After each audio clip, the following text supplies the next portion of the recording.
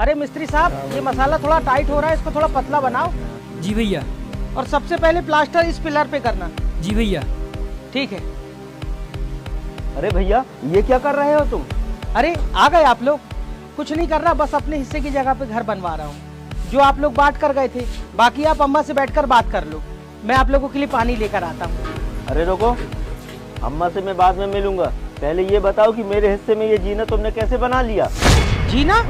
मैंने तो तुम्हारी जमीन में कोई जीना नहीं बनाया भाई। अच्छा, जरा इधर आना। ये हिस्सा मेरी जमीन में आता है, आई बात समझ में? तुमने मेरे हिस्से में जीना बना लिया। वो तो अच्छा हुआ किसी ने मुझे वीडियो बनाकर भेज दी, वरना तुम तो सारी जमीन हड़प लेते। भैया आप बिल्कुल सही कह रहे हो, ये मुझे पहले से ही बेईमान लगता था। अरे तुम लोग क्यों आ गए यार, ये हम भाइयों के बीच का मामला है। जाओ अपना काम करो तुम लोग। भैया मैंने कहाँ बेईमानी की है? 1 इंच जमीन बता दूं अगर मैंने बेईमानी की हो तो तुम्हारा जूता और मेरा सिर होगा।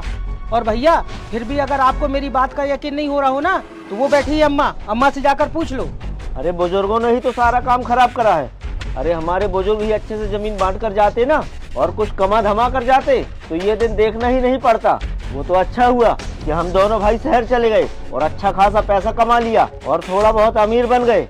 अगर बाप दादाओं के चक्कर में रह जाते ना, तो इसी तरह गरीब रह जाते। अच्छा, मतलब हमारे बाप दादाओं ने हमें गरीब बनाया।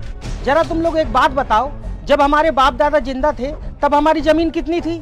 उस वक्त हमारी जमीन मतलब 600 गज का तो हमारा ये घर था। और खेतों की जमीन कितनी थी?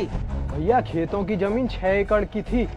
हाँ सही कह रहे हो तुम, जिसमें से 2-2 एकड़ बेचकर तो तुम लोग शहर चले गए, और 2-2 गज की जमीन तुम लोगों ने घर की बेच दी। चलो जो हुआ सो हुआ, छोड़ो। तुम ये बताओ, जब हमारे बाप दादा जिंदा थे तब हमारे ऊपर कोई कर्ज था? नहीं, उस वक्त तो हमारे ऊपर कोई कर्जा नहीं था। और अब तुम दोनों के ऊपर कोई कर्जा है? हाँ, थोड़ा बहुत तो कर्जा है ही। शहर में घर बनाएंगे, 60 गज में मैंने बना लिया, 75 गज में इसने बना लिया, तो थोड़ा बहुत तो कर्जा होगा ही ना।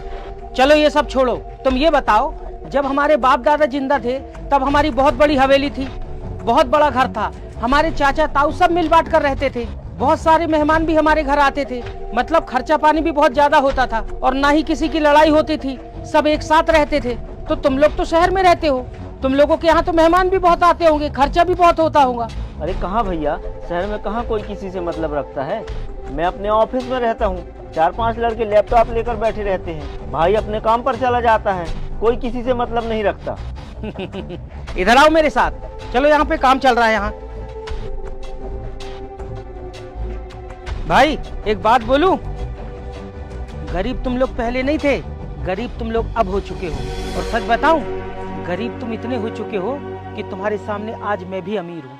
तुम भाइयों को ये लगता है कि तुमने शहर में 60-70 गज का घर बना लिया, बड़ा ऑफिस बना लिया, लैपटॉप चलाते हो, कंप्यूटर चलाते हो, तो मतलब तुम लोग अमीर बन गए। नहीं भाई, तुम लोग बहुत बड़ी गलतफहमी में जी रहे हो। अमीर नहीं, तुम लोग बहुत गरीब हो चुके हो। अमीर तो हम अपने बाप दादाओं की जमीनों में थे, जब हमारा बहुत बड़ा कुनबा था, ताऊ चाचा सब साथ में रहते थे, एक साथ खाते थे, एक साथ पीते थे, हजारों मेहमान आते थे हमारे घर। उस वक्त थे हम अमीर। अब तो हम बहुत गरीब हो चुके हैं मेरे भाई।